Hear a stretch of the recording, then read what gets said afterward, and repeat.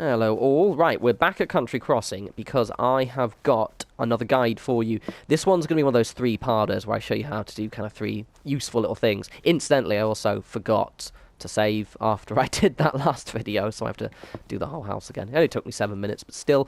But before we get on to the three things, I'm going to show you one thing, because it's not that I don't like answering this question, it's just that it keeps coming up, and it's long to type. This is the trade caravan post. It's not a spoiler, but basically you get it. You need to go to Bunker Hill. I can't remember the trader's name. It's the lady in blue. She's got the mechanic kind of blue, whatever, race car driver suit, whatever the hell it is. She's wearing that. Go talk to her. Do her quest. She will then send you to know someone else. Do another quest. Do that quest. Bombs your bloody uncle. You will get the trade caravan post. That is this. Grand. Cool. Right. So, basically, I've got three things to show you.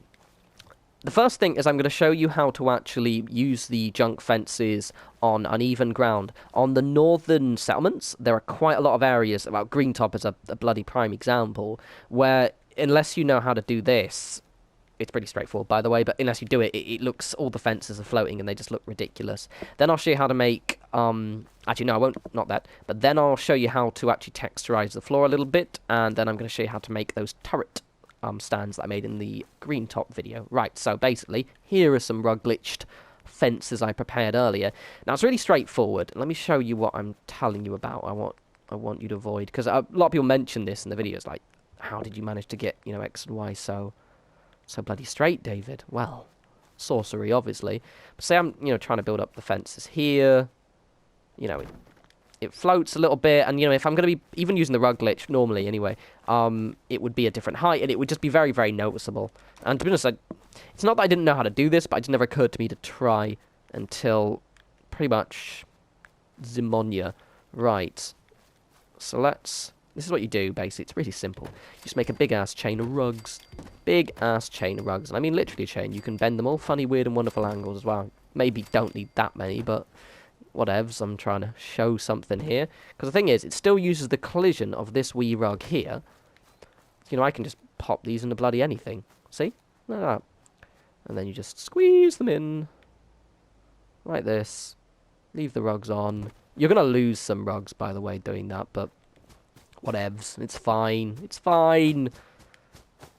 So maybe don't place down 100,000 like I just did. You're not going to work, are you? Oh, no, you are. Bump. Bump. Bump. Right. Grand. So we just grab that one. I'm just going to show you connecting two so you can see what I mean. And then we run over here like this. And voila, see?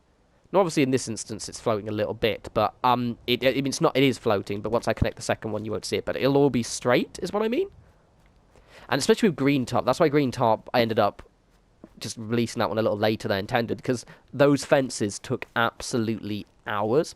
Right, now, this one, I think, personally, is probably one of my favourite techniques I've learned. Also, it's about to rain, but whatever, for some reason I weirdly like these areas raining, they look cool. Right, so, you saw in Greentop, let me phrase it. So you see, around your settlements, you've got all of this wide open earth, right? Now, if you're thinking this, as I said, these are hyper-realistic settlements I'm trying to do here.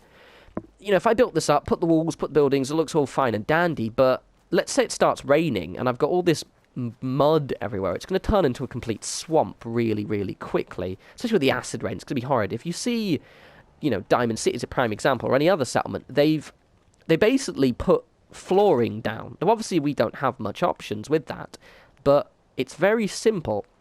Now, I did this in Greentop, and the way you do it, basically, is you get a small floor, because it's easier, and you put it on a lower elevation to what you're trying to do here. So I want to say this is going to be a gate area here at some point. So I pop that there, and then you can just kind of mix and match. So I'm going to grab that one there, take that off, so now that's all stuck in, and basically it makes it clip into the ground. Now what you do, and then everything will clip to this one as well. So let's just start texturizing this a little bit. So I like that one especially. This is also good because you get to make use of these kind of cruddier ones. Any more? There we go. So that looks pretty good. And now what you do is, because you'll always have slightly floaty bits, you just use your wee rugs, and put, your wee stairs rather, and you just put them at funny, weird little angles. The thing is these will always clip everywhere. And basically what this ends up doing, like it really does clip everywhere. Might even clip there actually. No, that's fine. Yeah. But basically, you see what I mean? It just adds a little bit more texture to the flooring. And what I actually do is I don't cover the entire floor with this because it would look a little bit ridiculous, you know, it'd be like, what the fuck? But just kind of think where people would walk and just kind of break up the monotony of the earth a little. It really, really does transform. Like with Green Top, this was actually the last part I did, mostly. And I was like, it's missing something. What's it missing? What's it missing? And then when I started doing this, it looked absolutely amazing, and it just transforms the land a little bit and adds a lot more character. Right, so I've shown you how to do the fences. I've shown you how to make a slightly nicer floor. I'm going to keep that part, but I'm going to get rid of those because they're not straight. Now, this is a funky little thing that I learned how to make. Literally, I was just experimenting. And basically, I don't actually like those turret tans I showed you guys how to make. I think they're bollocks. So I'm going to show you how to make better ones.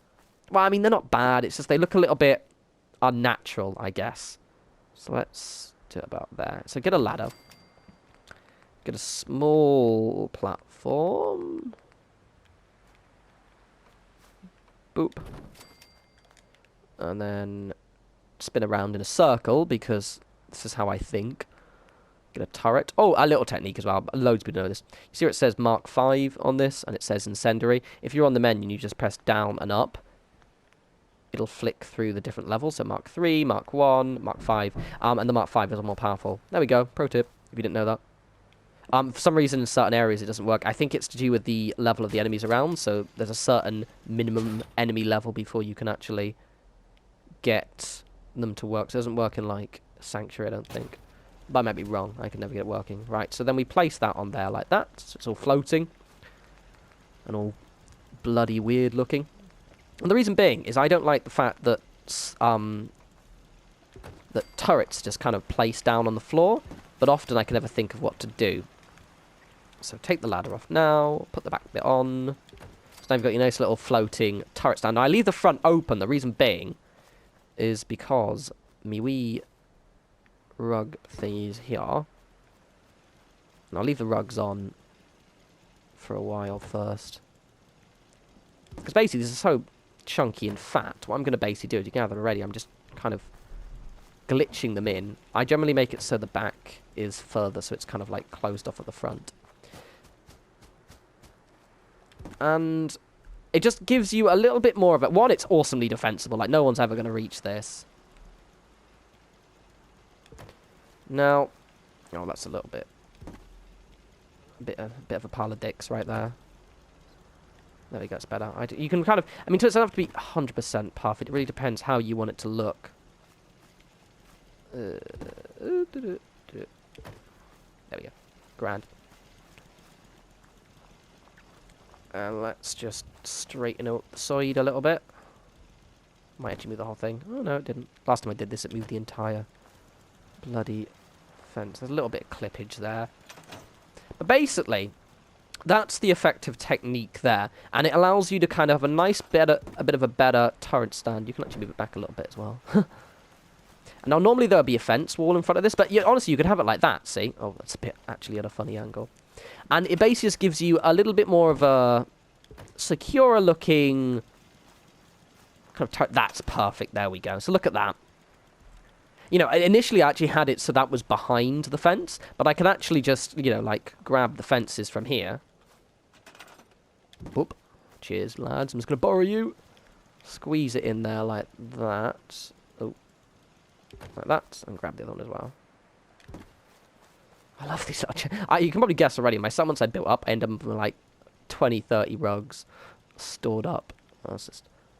The good thing about this little rug chain is you can actually, like, rearrange it. So check this out, right? Boop. Ha ha ha ha. Obviously, I'm not going to leave this part here, which is why there's a raise, but you get my point. So there we go. You can, I mean, you can move those back, so they're actually embedded into the thing a little bit more. I know I'm spending a little bit more time on this, but Whatevs, if you're getting bored, you can just stop watching the video now.